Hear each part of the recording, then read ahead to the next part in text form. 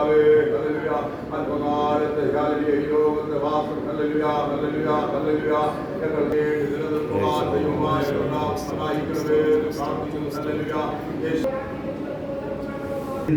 Habis saya cerita sejak sesuatu pun ada kan? Kalau cerita sejarah al baik berbuat ini kecil, kelar kerja itu, syakta baik sih. Dia dalam kamu tiada kan? Haleluya.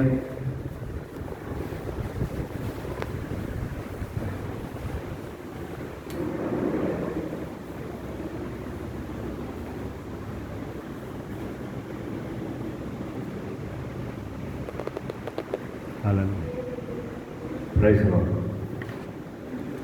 സങ്കീർത്തനങ്ങൾ 122 1 മുതൽ 9 വരെയുള്ള വാക്യങ്ങൾ നമുക്ക് വാക്യം പ്രതിവാക്യമായിട്ട് വായിക്കാം. അവസാനത്തെ വാക്യം ചേർന്ന് വായിക്കാം.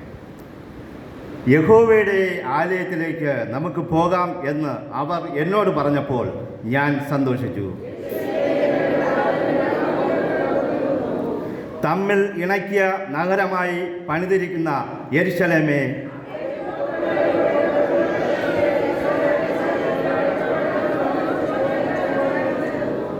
അവിടെ ന്യായാസനങ്ങൾ ദാവീദ് ഗൃഹത്തിൻ്റെ ന്യായാസനങ്ങൾ തന്നെ ഇരിക്കുന്നു.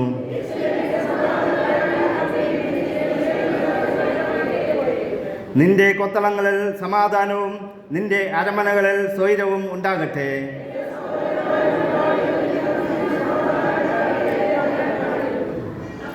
നമ്മുടെ ദൈവമായ യഹോവയുടെ ആലയം നിമിത്തം ഞാൻ നിന്റെ നന്മയെ അന്വേഷിക്കും. Price the Lord. ഹല്ലേലൂയ. നമുക്ക് നമ്മുടെ വിശുദ്ധ കരങ്ങളെ ഉയർത്തി ദൈവത്തെ സ്തുതിക്കാം. ഹല്ലേലൂയ ഹല്ലേലൂയ. ഓ നന്ദി കർത്താവേ, നന്ദി കർത്താവേ, നന്ദി കർത്താവേ. ഓ മഹത്വത്തിൻ്റെ ദൈവമേ, ഞങ്ങളങ്ങ് സ്തുതിക്കുന്നു. ഹല്ലേലൂയ ഹല്ലേലൂയ ഹല്ലേലൂയ ഹല്ലേലൂയ. ഓ മഹാത്ഭുതങ്ങൾ ചെയ്യുന്ന ദൈവമേ, ഏകനായി മഹാത്ഭുതങ്ങൾ ചെയ്യുന്ന കർത്താവേ, ഞങ്ങളങ്ങ് സ്തുതിക്കുന്നു കർത്താവേ. ഹല്ലേലൂയ. ഈ പകൽ സമയത്ത് കർത്താവേ, ഞായറാഴ്ച സുപ്രഭാതത്തിൽ കർത്താവേ, അങ്ങയെ ആരാധിപ്പാൻ, അങ്ങയെ സ്തുതിപ്പാൻ, അങ്ങയുടെ വചനം ധ്യാനിപ്പാൻ തന്ന ഈ നല്ല അവസരത്തെ ഓർത്ത് നമുക്ക് ദൈവത്തെ സ്തുതിക്കാം. ഹല്ലേലൂയ. അതിനെ ഓർത്ത് ഞങ്ങൾ അങ്ങയെ സ്തുതിക്കുന്ന കർത്താവേ. ഹല്ലേലൂയ. ദൈവത്തിൻ്റെ സാന്നിധ്യം ഞങ്ങളുടെ ഈ വചനത്തിന് മേൽ ഉണ്ടാകുവാൻ ഞങ്ങൾ പ്രാർത്ഥിക്കുന്നു.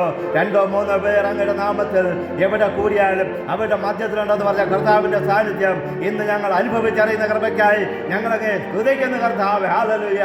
ഓ ഇന്ന് പകൽക്കാലം അങ്ങയെ അന്വേഷിച്ച് വന്നിരിക്കുന്ന ഈ ദൈവജനത്തെ അങ്ങ് അനുഗ്രഹിച്ച് ആശീർവദിക്കുമാറാകണമേ. ഇവിടെ പ്രാർത്ഥനകൾക്ക് അങ്ങ് മറുപടി നൽകുമാറാകണമേ.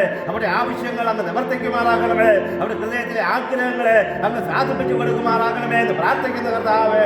അവിടെ ചിന്താഭാഗങ്ങളെ എടുത്ത് മാറ്റുമാറാകണമേ എന്ന് പ്രാർത്ഥിക്കുന്നു. അവിടെ ആകുലതകളെ അങ്ങ് ഏറ്റെടുക്കുമാറാകണമേ എന്ന് പ്രാർത്ഥിക്കുന്നപ്പാ. നിന്റെ ഭാരങ്ങൾ എൻ്റെ മേൽ വെച്ചുകൊള്ളുക, ഞാൻ നിന്നെ പുലർത്താമെന്ന് അങ്ങയുടെ വചനം ഞങ്ങളെ പഠിപ്പിക്കുമ്പോൾ ഇന്ന് പകൽക്കാലത്ത് ഞങ്ങളുടെ ആകുലതകൾ, ഞങ്ങളുടെ ചിന്താകുലങ്ങൾ, ഞങ്ങളുടെ പ്രാർത്ഥനകൾ, ഞങ്ങളുടെ ആവശ്യങ്ങൾ, ഞങ്ങളുടെ നിരാശകൾ, ഞങ്ങളുടെ ദുഃഖങ്ങൾ അങ്ങയുടെ മേൽ വയ്ക്കുവാൻ അങ്ങ് സഹായിക്കുമാറാകണമേ എന്ന് പ്രാർത്ഥിക്കുന്നു. വചനം വായിക്കുന്നവരും കേൾക്കുന്നവരും അതിൻപടി ജീവിക്കുന്നവരും അത് അനുഗ്രഹിക്കപ്പെടും. ഞങ്ങളുടെ വചനം പറയുന്നത് പോലെ എല്ലാവരും അനുഗ്രഹവും പ്രാപിപ്പാൻ അങ്ങ് സഹായിക്കുമാറാകണമേ എന്ന് പ്രാർത്ഥിക്കുന്നു. യേശുവിന്റെ നാമത്തിൽ പ്രാർത്ഥന കേൾക്കണം നല്ല പിതാവേ. ആമേൻ.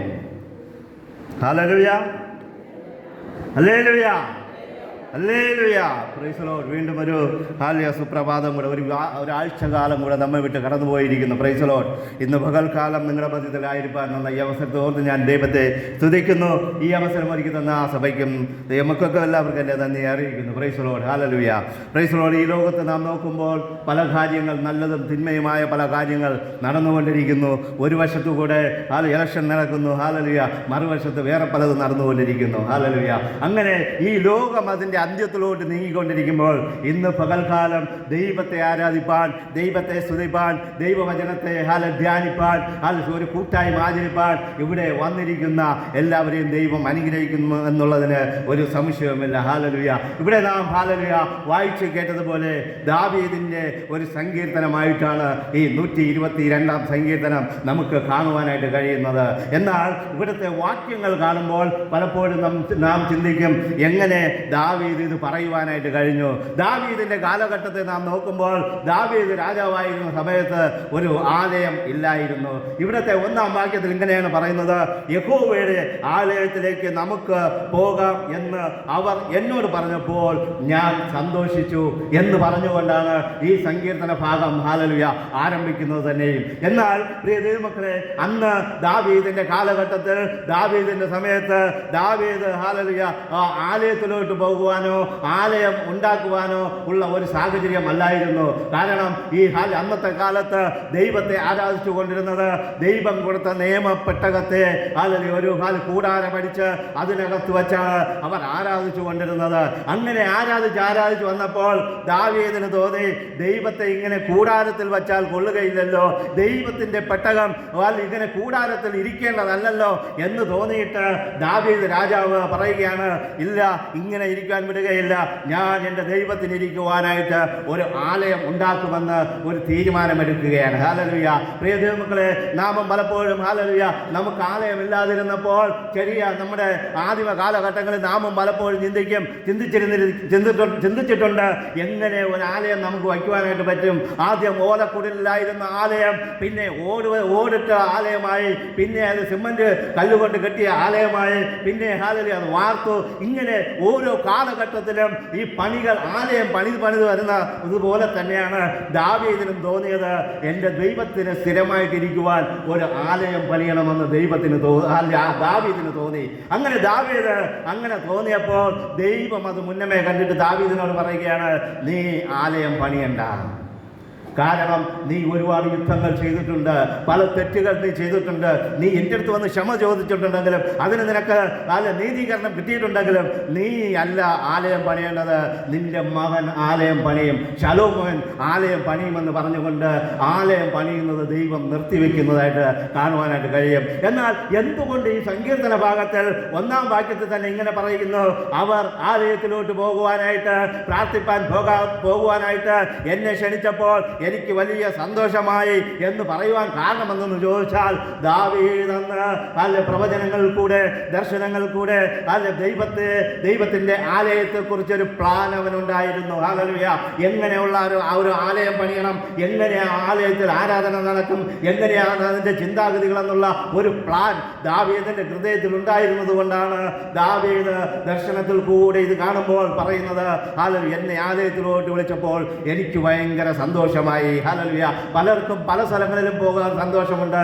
ചില കുട്ടികൾക്ക് സ്കൂളിൽ പോകാൻ ഭയങ്കര സന്തോഷമായിരിക്കും, ചില കുട്ടികൾക്ക് നഴ്സറിയിൽ പോകാൻ ഭയങ്കര സന്തോഷമായിരിക്കും. കാരണം വീട്ടിൽ വന്നാലുടനെ പടിയടി എന്ന് പറയുന്നിടത്ത് അവിടെ പോയാൽ കളിക്കാനുള്ള സൗകര്യം, കളിക്കാനുള്ള കളിപ്പാട്ടങ്ങൾ, കുറച്ച് കൂട്ടുകാർ, ഫ്രണ്ട്ഷിപ്പ്, അങ്ങനെ പലതും ലഭിക്കുന്നത് കൊണ്ട് ആ കുഞ്ഞുങ്ങൾക്ക് നഴ്സറിയിലും സ്കൂളുകളിലും പോകുവാനായിട്ട് ഭയങ്കര സന്തോഷമായിരിക്കും. എന്നാൽ വളർന്നു വരുമ്പോൾ അവർക്ക് സ്ഥലം കാണാൻ പോകാൻ ഭയങ്കര സന്തോഷമായിരിക്കും, പലയിടത്തും ഹല്ലേലൂയ വിസിറ്റ് ചെയ്യാൻ പോകാൻ ഭയങ്കര സന്തോഷമായിരിക്കും, കറങ്ങിയടിച്ച് നടക്കുവാൻ ഭയങ്കര സന്തോഷമായിരിക്കും, ചിലർക്ക് സിനിമ കാണുവാൻ പോകാൻ ഭയങ്കര സന്തോഷമായിരിക്കും. എന്നാൽ ദാവീദ് പറയുകയാണ്, എന്നെ ആലയത്തിലോട്ട് പ്രാർത്ഥിപ്പാനായിട്ട് വിളിച്ചപ്പോൾ, ആലയത്തിൽ പോകാമെന്ന് പറഞ്ഞപ്പോൾ എനിക്ക് ഭയങ്കര സന്തോഷമുണ്ടായി. ഹല്ലേലൂയ.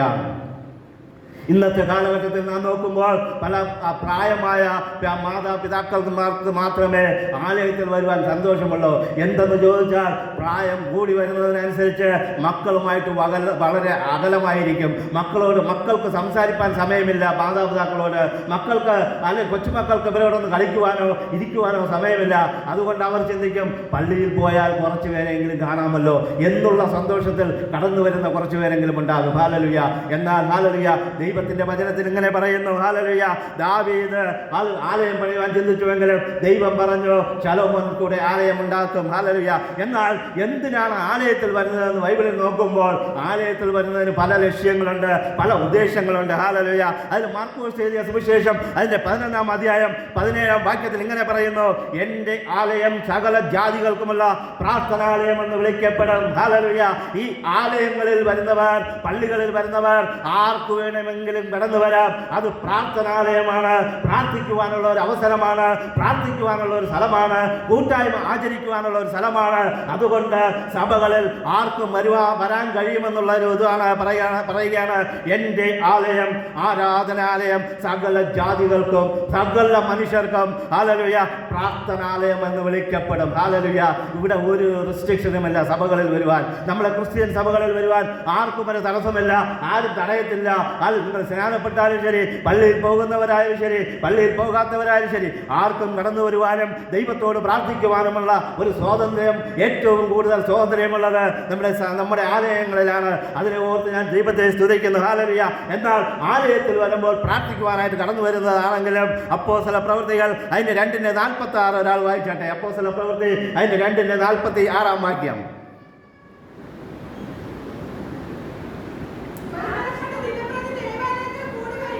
അവർ ദിനം പ്രതി ദിവസവും ദേവാലയത്തിൽ കൂടി വരികയും വീട്ടിൽ അപ്പം നുറക്കിക്കൊണ്ട് ഉല്ലാസപൂർവം മതി. ഇവിടെ ആലയത്തിലേക്ക് അവർ കടന്നു വരുന്നു. അപ്പോസ്തല പ്രവൃത്തി 1-ാം നൂറ്റാണ്ടിൽ അപ്പോസ്തല പ്രവൃത്തികളുടെ ഇത് എഴുതുമ്പോൾ അത് എഴുതുന്ന സമയത്ത് അവിടുത്തെ ലേഖകൻ ഇങ്ങനെ എഴുതുകയാണ്. 2-ാം അധ്യായം 46 എന്നും ദേവാലയത്തിൽ കൂടി വരുമായിരുന്നു. ഹല്ലേലൂയ. 1-ാം നൂറ്റാണ്ടിൽ ദൈവം യേശുക്രിസ്തു ഹല്ലേലൂയ മരിച്ച് അടക്കപ്പെട്ട് ഉയർത്തെഴുന്നേറ്റ് പോയ ശേഷം അന്നത്തെ യേശുവിന്റെ ശിഷ്യന്മാരും അന്നത്തെ ക്രിസ്ത്യാനികളും എല്ലാ ദിവസവും ദേവാലയത്തിൽ കടന്നു വരുമെന്നാണ് ഇവിടെ വചനം പറയുന്നത്. ഹല്ലേലൂയ. അവർ എന്നും ദേവാലയത്തിൽ കൂടി വരും. അതുകൂടാതെ അവരുടെ വീടുകളിൽ അപ്പം നുറുക്കും. എന്ന് പറഞ്ഞാൽ വീടുകളിൽ തിരുവത്താഴം നടത്തിയൊന്നുമല്ല, അവിടെ ഭക്ഷണം ക്രമീകരിച്ച് ഭക്ഷണം കഴിക്കുന്ന ഒരു പ്രവണത ഉണ്ടായിരുന്നു. നമ്മുടെ സഭകളിലും ആദിമ കാലഘട്ടങ്ങളിൽ ഓരോ ആഴ്ചയിലും ഓരോ വീടുകളിൽ ഹല്ലേലൂയ ഭവന പ്രാർത്ഥനകൾ ഉണ്ടായിരുന്നു. അവർ ചിലപ്പോൾ തേയിലയും ബിസ്ക്കറ്റോ തേയിലയും കടലയോ എന്തെങ്കിലുമൊക്കെ കൊടുക്കുന്ന ഒരു ശീലമുണ്ടായിരുന്നു. അത് സന്തോഷം തന്നെ ഒരു കൂട്ടായ്മ ആചരിപ്പാനായിട്ട് ഓടിക്കൂടുന്ന ഒരു കാലഘട്ടം ഉണ്ടായിരുന്നു. എന്നാൽ 1-ാം നൂറ്റാണ്ടിലുണ്ടായിരുന്ന ആ അനുഭവം പോകെ സാമ്പത്തികം വർദ്ധിക്കുകയും അല്ലെ തിരക്ക് വർദ്ധിച്ച് അതെല്ലാം ഇങ്ങനെ ഒരു സൈഡിൽ ഒതുങ്ങിക്കൂടുവാനായിട്ട് ഇടയായി തീർന്നു. ഹല്ലേലൂയ. എന്നാൽ ആലയത്തിലോട്ട് പോയവർക്കുള്ള കാര്യം എന്താണ്? അവർ വീട്ടിൽ ഭക്ഷിച്ചു. അത് മാത്രമല്ല, അവർക്കൊരു ഉല്ലാസമുണ്ടായിരുന്നു, സന്തോഷമുണ്ടായിരുന്നു, ഹൃദയത്തിൽ സമാധാനമുണ്ടായിരുന്നു, അവർക്കൊരു പരമാർത്ഥത ഉണ്ടായിരുന്നു, ഒരു വിശ്വസ്തത ഉണ്ടായിരുന്നു. അവർ ഭക്ഷണം കഴിക്കുകയും ദൈവത്തെ സ്തുതിക്കുകയും സകല ജനത്തിന്റെ കൃപ അനുഭവിക്കുകയും ചെയ്തുകൊണ്ടിരുന്നുവെന്ന് അപ്പോസ്തല പ്രവൃത്തി 2:46 നമുക്ക് കാണുവാനായിട്ട് കഴിയും. അന്നത്തെ സഭ അവർ കൂടി വന്നിരുന്നപ്പോൾ അവർക്കൊരു സമാധാനമുണ്ട്, അവർക്കൊരു സന്തോഷമുണ്ട്. കൂട്ടായ്മ ഒരു അനുഗ്രഹമായി അവർ എണ്ണി. മറ്റുള്ളവരുടെ സമ്പത്തിൽ നിന്ന് അവരുടെ അനുഗ്രഹത്തിൽ നിന്ന് കൃപ അനുഭവിക്കാനുള്ള ഭാഗ്യം അന്നുള്ളവർക്ക് ലഭിച്ചു. ഹല്ലേലൂയ. എന്നാൽ ഇന്ന് സഭയിൽ കൂടി വരുന്നത് ഹല്ലേലൂയ ഒരു അടക്കം മരിച്ചാൽ ഒരു അടക്കം ലഭിക്കുവാനായിട്ട് അല്ലെങ്കിൽ വേറെ എന്തെങ്കിലും ഒരു കാര്യസാധ്യത്തിന് വേണ്ടി സഭയിൽ നിരന്തരം കടന്നു വരുന്നവരെ നമുക്ക് കാണുവാനായിട്ട് കഴിയും. എന്നാൽ വചനം പറയുന്നത് സഭയിൽ കടന്നു വരുന്നത് ഒരു ആരാധനയ്ക്കായിരിക്കണം, സ്തുതിപ്പാനായിരിക്കണം. ഹല്ലേലൂയ. അത് മാത്രമല്ല, ബൈബിളിൽ നാം നോക്കുമ്പോൾ അപ്പോസ്തല പ്രവൃത്തികൾ 3:1 വായിക്കുമ്പോൾ നമുക്ക് കാണുവാനായിട്ട് കഴിയും. ദേവാലയത്തിലോട്ട് പത്രോസും യോഹന്നാനും കൂടെ നടന്നു പോകുമ്പോൾ സുന്ദരമെന്ന ദേവാലയത്തിന്റെ നടുവിൽ പോയിരുന്ന ഒരു മനുഷ്യനെ കാണുവാനായിട്ട് ഇടയായിരുന്നു. അവൻ ഭിക്ഷയാചിപ്പാനായിട്ട് ഹല്ലേലൂയ ആലയത്തിന്റെ മുന്നിൽ വന്നിരിക്കുകയാണ്. ഹല്ലേലൂയ. പ്രിയ ദൈവമക്കളെ, ആലയത്തിന്റെ മുമ്പിൽ വന്നിരുന്ന് ഭിക്ഷയാചിപ്പാൻ വന്ന ഒരു ഭിക്ഷക്കാരന് പോലും അവിടെ വിടുതൽ പ്രാപിച്ചുകൊണ്ട് മടങ്ങി പോകാനായിട്ട് കഴിഞ്ഞെങ്കിൽ ഇന്ന് ആലയത്തിന്റെ അകത്തിരിക്കുന്ന നമുക്ക് വലിയ വിടുതലുകളും അത്ഭുതങ്ങളും അടയാളങ്ങളും വീര്യപ്രവൃത്തികളും പ്രാപിച്ചുകൊണ്ട് മടങ്ങി പോകുവാനായിട്ട് കഴിയുമെന്നുള്ളതിന് ഒരു സംശയവുമില്ല. അന്ന് പത്രോസും യോഹന്നാനും കൂടെ ദേവാലയത്തിന് മുന്നിലിരുന്നവൻ അവൻ ഉറ്റുനോക്കി എന്തെങ്കിലും ഇവരിൽ നിന്ന് പ്രാപിക്കുമെന്ന് പറഞ്ഞുകൊണ്ട് അവരെ നോക്കിയപ്പോൾ അവൻ പറയുന്നു, പത്രോസും യോഹന്നാനും കൂടെ ചേർന്ന് ഒരേ സ്വരത്തിൽ പറയുകയാ, ഞങ്ങൾക്ക് വെള്ളിയില്ല, പണമില്ല, നിനക്ക് തരുവാനായിട്ട് അതൊന്നുമില്ല, എന്നാൽ ഞങ്ങൾക്ക് തരുവാനായിട്ട് ഒന്നുണ്ട്. കർത്താവായ യേശു ക്രിസ്തുവിന്റെ നാമത്തിൽ എഴുന്നേറ്റ് നടക്ക എന്ന് പറഞ്ഞുകൊണ്ട് അവനൊരു സൗഖ്യം കൊടുക്കുന്നതായിട്ട് നമുക്ക് കാണുവാനായിട്ട് കഴിയും. പ്രിയ ദൈവമക്കളെ, അങ്ങനെ അന്നത്തെ കാലഘട്ടത്തിൽ ദൈവാലയത്തിൽ കടന്നുപോയവർക്ക് വിടുതലുണ്ടായിരുന്നു, അവർക്കൊരു സൗഖ്യമുണ്ടായിരുന്നു, അവർക്കൊരു സന്തോഷമുണ്ടായിരുന്നു, അവർക്കൊരു കൂട്ടായ്മ ഉണ്ടായിരുന്നു. അവർ കൂടി വരുന്നത് വലിയ സന്തോഷത്തിന് കാരണമായെങ്കിൽ ഇന്നത്തെ കാലഘട്ടത്തിൽ അതെല്ലാം മാറിപ്പോയിക്കൊണ്ടിരിക്കുക. വീണ്ടും നമ്മൾ തിരിച്ച് ആ ഒരു കാലഘട്ടത്തിലോട്ട് പോയാൽ ദൈവം നമ്മെ അനുഗ്രഹിക്കുമെന്നുള്ളതിന് സംശയമില്ല. ഹല്ലേലൂയ. അത് മാത്രമല്ല, മത്തായി എഴുതിയ സുവിശേഷം 21:14 വായിക്കുമ്പോൾ കുരുടരും മുടന്തരും ദേവാലയത്തിൽ കടന്നു വന്ന് സൗഖ്യം പ്രാപിച്ചതായിട്ട് കാണുവാനായിട്ട് കഴിയും. അന്നുള്ളതിൽ വലിയ അവസ്ഥകളാണ്. ഈ മൊണ്ടി അല്ലെങ്കിൽ കുരുടർ അല്ലെങ്കിൽ മുടന്തർ ഇവരൊക്കെ അന്ന് ഏറ്റവും കൂടുതൽ ഉണ്ടായിരുന്ന കാലഘട്ടമാണ്. ഇന്നത്തെ കാലഘട്ടത്തിൽ ഓരോ പോളിയോ ഇഞ്ചക്ഷനൊക്കെ എടുത്ത് അതിനൊക്കെ വലിയ മാറ്റങ്ങളുണ്ടായി. ഹല്ലേലൂയ, വലിയ മാറ്റങ്ങൾ. വളരെ ചുരുക്കം പേർക്ക് മാത്രമേ ഇങ്ങനെ കാല് തളർന്നോ അങ്ങനെയൊക്കെ വരാനായിട്ട് ഉള്ളൂ. ഹല്ലേലൂയ. എന്നാൽ നമ്മളെ 1-ാം നൂറ്റാണ്ട് സമയത്തിൽ ഒരുപാട് മുടന്ന്, ഒരുപാട് കുരുടർ, ഒരുപാട് കുഷ്ഠരോഗികൾ ഉണ്ടായിരുന്ന കാലഘട്ടത്തിൽ കുഷ്ഠരോഗികൾക്ക് ദേവാലയത്തിൽ കടന്നു വരുവാൻ കഴിയാത്തതുകൊണ്ട് യേശു നടന്നുപോയ വഴിയിൽ നിന്ന് സൗഖ്യം പ്രാപിച്ചു. എന്നാൽ കുരുടർക്കും മുടന്തർക്കും ഒക്കെ ദേവാലയത്തിൽ കടന്നു വന്ന് ദൈവത്തിൽ നിന്ന് വിടുതൽ പ്രാപിച്ചതായിട്ട് കാണുവാനായിട്ട് കഴിയും. ഹല്ലേലൂയ. അതുകൊണ്ട് ദൈവവചനം പറയുന്നു, ആരാധനയ്ക്കായിട്ട് കടന്നു പോകാമെന്ന് പറഞ്ഞപ്പോൾ എനിക്ക് സന്തോഷമുണ്ടായി. ഹല്ലേലൂയ. ആലയത്തിൽ പോകാമെന്ന് പറഞ്ഞപ്പോൾ എനിക്ക് സന്തോഷമുണ്ടായി.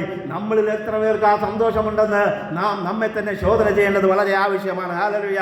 ഇതിന്റെ 9-ാം വാക്യം 8ഉം 9ഉം ഒക്കെ വായിക്കുമ്പോൾ, എൻ്റെ സഹോദരന്മാരും കൂട്ടാളികളും നിമിത്തം നിന്നിൽ സമാധാനമുണ്ടാകട്ടെ. 7-ാം വാക്യം, നിന്റെ കൊത്തളങ്ങളിൽ സമാധാനവും നിന്റെ അരമനകളിൽ സ്വൈരവും ഉണ്ടാകട്ടെ എന്ന് പറഞ്ഞുകൊണ്ട് സങ്കീർത്തനക്കാരൻ സങ്കീർത്തനം എഴുതുകയാണ്. ഹല്ലേലൂയ. അരമനകളിൽ എന്ന് പറഞ്ഞാൽ അന്നത്തെ കാലത്ത് രാജകൊട്ടാരത്തെ സൂചിപ്പിക്കുന്നതാണ് അരമനകൾ. ഹല്ലേലൂയ. വലിയ കൊട്ടാരങ്ങൾ, വലിയ വീടുകൾ, അതിനെ ഉദ്ദേശിച്ചാണ് അന്ന് പറഞ്ഞതെങ്കിലും ഇന്ന് ഹല്ലേലൂയ ദൈവത്തിന്റെ വചനം പറയുകയാണ്, നമ്മുടെ ഭവനങ്ങളിൽ സമാധാനവും സന്തോഷവും നേടിക്കണം. ഹല്ലേലൂയ. നമ്മുടെ ഭവനങ്ങളിൽ നമ്മളിൽ ദൈവിക സമാധാനം ഉണ്ടാകണം. ഹല്ലേലൂയ. 6-ാം വാക്യത്തിൽ ഇങ്ങനെ പറയുന്നു, യെരുശലേമിന്റെ സമാധാനത്തിനായി പ്രാർത്ഥിപ്പിൻ. ഹല്ലേലൂയ. എന്തുകൊണ്ട് യെരുശലേമിന്റെ സമാധാനത്തിന് വേണ്ടി പ്രാർത്ഥിപ്പാൻ പറഞ്ഞു എന്ന് ചോദിച്ചാൽ, അന്ന് ആലയം ഇരിക്കുന്നത് യെരുശലേമിലായിരുന്നു. ഇന്ന് ആലയമാകുന്ന ആലയത്തെക്കാൾ വലിയവൻ ഇന്ന് നമ്മുടെ ഉള്ളിലിരിക്കുന്നുണ്ട്. ഹല്ലേലൂയ. കർത്താവായ യേശു ക്രിസ്തുവിനെ സ്വന്തം രക്ഷിതാവായി സ്വീകരിച്ചവർക്ക് അവരുടെ ഉള്ളിൽ കർത്താവായ യേശു ക്രിസ്തു ഇരിക്കുമ്പോൾ, ആലയത്തെക്കാൾ വലിയവനായ ക്രിസ്താവ് ഇന്ന് നമ്മുടെ ഉള്ളിലിരിക്കുമ്പോൾ നാം എന്തുമാത്രം ഭയഭക്തിയോടുകൂടെ അവനെ ആരാധിക്കണം, എന്തുമാത്രം ഭയഭക്തിയോടുകൂടെ അവനെ പിൻപറ്റണമെന്ന് നാം ഓർക്കേണ്ടത് വളരെ ആവശ്യമാണ്. ഹല്ലേലൂയ. അതുകൊണ്ട് ദൈവത്തിന്റെ വചനം പറയുകയാണ്, സമാധാനം ഉണ്ടാക്കുന്നവർ ഭാഗ്യവാന്മാർ. ഹല്ലേലൂയ. പ്രിയ ദൈവമക്കളെ, നാം ആദ്യം സമാധാന പ്രിയരായിരിക്കണം. നമ്മുടെ ഭവനങ്ങളിൽ നാം സമാധാനം ഉണ്ടാക്കണം, സഭകളിൽ സമാധാനം ഉണ്ടാക്കണം, ജോലി സ്ഥലങ്ങളിൽ സമാധാനം ഉണ്ടാക്കണം. നമ്മുടെ സമാധാനം കണ്ട് അവിടെ സമാധാനം വ്യാപരിക്കണം. ഹല്ലേലൂയ. ബൈബിളിൽ ഇങ്ങനെ പറയുന്നു, യേശു ക്രിസ്തു ശിഷ്യന്മാരെ അയക്കുമ്പോൾ പറയുകയാണ്, നിങ്ങൾ ഒരു ഭവനത്തിൽ ചെന്നാൽ നിങ്ങൾക്ക് സമാധാനം എന്ന് പറയും. എന്തുകൊണ്ട് യേശു ക്രിസ്തു അങ്ങനെ പറഞ്ഞു എന്ന് ചോദിച്ചാൽ, നിങ്ങൾക്ക് സമാധാനമെന്ന് പറയണമെങ്കിൽ നമുക്ക് ആദ്യം സമാധാനം ഉണ്ടാകണം. ഹല്ലേലൂയ. നമ്മുടെ ഭവനങ്ങളിൽ, നമ്മുടെ ഹൃദയത്തിൽ സമാധാനമുണ്ടെങ്കിൽ മാത്രമേ മറ്റൊരുത്തന് സമാധാനം കൊടുക്കുവാനായിട്ട് കഴിയുകയുള്ളൂ. അതുകൊണ്ടാണ് യേശു ക്രിസ്തു പറഞ്ഞത്, നിങ്ങളൊരു ഭവനത്തിൽ പോയാൽ ആ ഭവനത്തിന് സമാധാനം, നിങ്ങൾക്ക് സമാധാനമെന്ന് പറയണം. ആ ഭവനത്തിൽ ഒരു സമാധാന പുരുഷനോ സമാധാന ഉണ്ടാക്കുന്ന സ്ത്രീയോ ഉണ്ടെങ്കിൽ ഈ സമാധാനം അവിടെ പോയി നിൽക്കും. ഹല്ലേലൂയ. എന്നാൽ ഒരു കാര്യം ഓർക്കണം, ഭവനത്തിൽ അടിയും പ്രശ്നങ്ങളും അസമാധാനങ്ങളും ഉണ്ടാക്കുന്ന സഹോദരന്മാരോ സഹോദരിമാരോ മക്കളോ ഉണ്ടെങ്കിൽ ഒരു കാര്യം ഓർക്കണം, ദൈവ സമാധാനം നമ്മോടുകൂടെ നിൽക്കുകയില്ല. ഹല്ലേലൂയ. നമ്മൾ പ്രശ്നമുണ്ടാക്കുമ്പോൾ നമ്മുടെ ഉള്ളിലിരിക്കുന്ന യേശു കർത്താവ് വെളിയിലിറങ്ങി നിന്ന് നോക്കും. ഹല്ലേലൂയ. നിങ്ങൾക്ക് സമാധാനം തരുവാനായിട്ട് വന്നിരിക്കുന്നു എന്ന് നോക്കുമ്പോൾ ഇവിടെ മൊത്തം അടിയും പ്രശ്നങ്ങളും അസമാധാനങ്ങളുമാണ്. പ്രിയ ദൈവമക്കളെ, എന്നാൽ നമ്മുടെ ഭവനങ്ങളിൽ നാം സമാധാനം ഉണ്ടാക്കാൻ ശ്രമിച്ചാൽ, നമ്മുടെ ഭവനങ്ങളെ ഒരു ദൈവത്തിന്റെ ഭവനമാക്കി ഇരിപ്പാൻ ശ്രമിച്ചാൽ, നമ്മുടെ ഭവനങ്ങളെ ദൈവിക കൃപയിൽ മറവിൽ പൊതിഞ്ഞു സൂക്ഷിച്ചാൽ, നമ്മുടെ ഭവനം എപ്പോഴും സമാധാനത്തിലും സന്തോഷത്തിലും സംതൃപ്തിയിലും ഇരിക്കും. ഹല്ലേലൂയ. എവിടെയാണ് സമാധാനക്കേട് തുടങ്ങുന്നതെന്ന് ചോദിച്ചാൽ, ഹല്ലേലൂയ, സംതൃപ്തിക്കേടിലാണ്. ഹല്ലേലൂയ. ഒന്നിലും തൃപ്തിയില്ലായ്മ, ഉള്ളതിൽ തൃപ്തിയില്ലായ്മ, ഉള്ളതിനെ സന്തോഷത്തോടെ ഏറ്റെടുക്കുവാനുള്ള മനസ്സില്ലായ്മ, ഇനിയും വേണം, ഇനിയും വേണം, ഇനിയും തരണം, ഇനിയും കിട്ടണം എന്നുള്ള ഒരു ചിന്ത വരുമ്പോൾ അവിടെ അസമാധാനം രൂപപ്പെടുന്നു. ഹല്ലേലൂയ. അവിടെ സമാധാനം മാറിപ്പോകുന്നു, അവിടെ അശാന്തി വരുന്നു. ഹല്ലേലൂയ. പ്രിയ ദൈവമക്കളെ, അതുകൊണ്ട് നമ്മുടെ ജീവിതത്തിൽ നിന്ന് അത്യാഗ്രഹം മാറ്റിക്കളയണം. ഹല്ലേലൂയ. ഉള്ളതിൽ തൃപ്തിയോടെ ഇരിക്കാൻ ശ്രമിക്കണം. എന്താണ് ഉള്ളത് തൃപ്തി? ദൈവം ഒരു ചെറിയ ഭവനമാണോ തന്നിരിക്കുന്നത്? ആ ഭവനത്തെ കാണുമ്പോൾ സ്തോത്രം പറയണം. സ്തോത്രം, സ്തോത്രം, സ്തോത്രം. ഒരു ചെറിയ കസേരയാണോ തന്നിരിക്കുന്നത്? ആ കസേരയെ കാണുമ്പോൾ സ്തോത്രം പറയണം. വേണം. ഹല്ലേലൂയ. ഒരു വസ്ത്രമാണോ ദൈവം തന്നിരിക്കുന്നത്?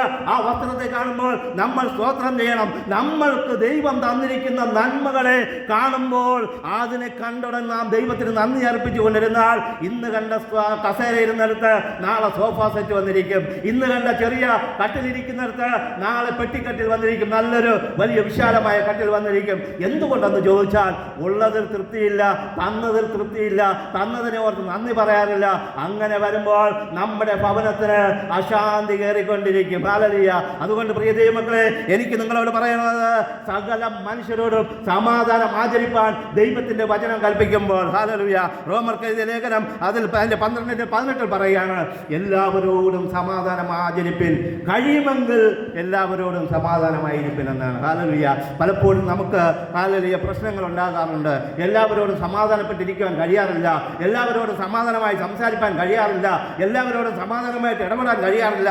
എന്നാൽ ബൈബിൾ പറയുകയാണ്, സമാധാനം ഉണ്ടാക്കുന്നവർ ഭാഗ്യവാന്മാരെന്ന് മാത്രമല്ല, കഴിയുമെങ്കിൽ എല്ലാവരോടും സമാധാനമായിരിപ്പിൻ. കൂട്ടു സഹോദരങ്ങളോട്, വിശ്വാസികളോട്, ബന്ധുക്കളോട്, ചാർച്ചക്കാരോട്, നമ്മുടെ സഹോദരങ്ങളോട്, മക്കളോട്, അല്ലെ അമ്മയപ്പന്മാരോട് നമുക്ക് സമാധാനമായിരിക്കാൻ കഴിഞ്ഞാൽ ദൈവം നമ്മെ അനുഗ്രഹിക്കും. ഹല്ലേലൂയ. അതിലുപരിയായിട്ട് ദൈവം നമുക്ക് തന്ന ഓരോന്നിലും നാം സമാധാനം കണ്ട് അതിന് നന്ദി അർപ്പിച്ചാൽ, ദൈവം നമുക്ക് തന്ന മക്കളെ നോക്കി നാം സ്തോത്രം പറഞ്ഞാൽ, ദൈവം നമുക്ക് തന്ന മാതാപിതാക്കളെ നോക്കി നാം സ്തോത്രം പറഞ്ഞാൽ, നമുക്ക് തന്ന ഒരു വാടക വീടായാലും അതിനെ ഓർത്ത് സ്തോത്രം പറഞ്ഞാൽ, നമുക്ക് തന്ന വാഹനത്തെ ഓർത്ത് നാം സ്തോത്രം പറഞ്ഞാൽ, ഉള്ളതിൽ തൃപ്തിയുള്ളവനെ ദൈവം അനുഗ്രഹിക്കുമെന്നുള്ളൊരു സംശയവുമില്ല. അതുകൊണ്ട് പ്രിയ ദൈവമക്കളെ, ഈ സങ്കീർത്തന ഭാഗത്തിൽ കൂടെ ഞാൻ പറയുവാനായിട്ട് ആഗ്രഹിക്കുന്നത്, ആലയത്തിൽ പോകാമെന്ന് പറഞ്ഞപ്പോൾ ദാവീദിന് ഭയങ്കര സന്തോഷമുണ്ടായി. അവൻ ദർശനത്തിൽ കൂടെ കണ്ടപ്പോൾ തന്നെ അവന് സന്തോഷമുണ്ടായി. ഇന്ന് നമുക്ക് ആരാധിപ്പാനായിട്ട് ആരാധനാലയമുണ്ട്, ആരാധിപ്പാനായിട്ട് കൂട്ടു സഹോദരങ്ങളുണ്ട്, ആരാധിപ്പാനായിട്ട് പാസ്റ്റർമാരുണ്ട്, എല്ലാവരുമുണ്ട്. നാം വന്നിരുന്ന് നമുക്കൊരു സമാധാനം കണ്ടെത്തുവാൻ കഴിഞ്ഞാൽ, നമുക്കൊരു സംതൃപ്തി കണ്ടെത്തുവാൻ കഴിഞ്ഞാൽ, നമുക്കൊരു അനുഗ്രഹം കണ്ടെത്തുവാൻ കഴിഞ്ഞാൽ ദൈവം അതിൽ സംതൃപ്തിയോടെ ഇരിക്കും. ഹല്ലേലൂയ.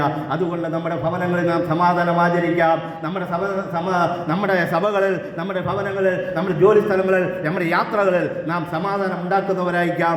ദൈവം ഈ വചനങ്ങളെ കൊണ്ട് എല്ലാവരെയും സമൃദ്ധിയായി അനുഗ്രഹിക്കട്ടെ എന്ന് പറഞ്ഞാൽ എൻ്റെ വാക്കുകൾ ഉപസംഹരിക്കും.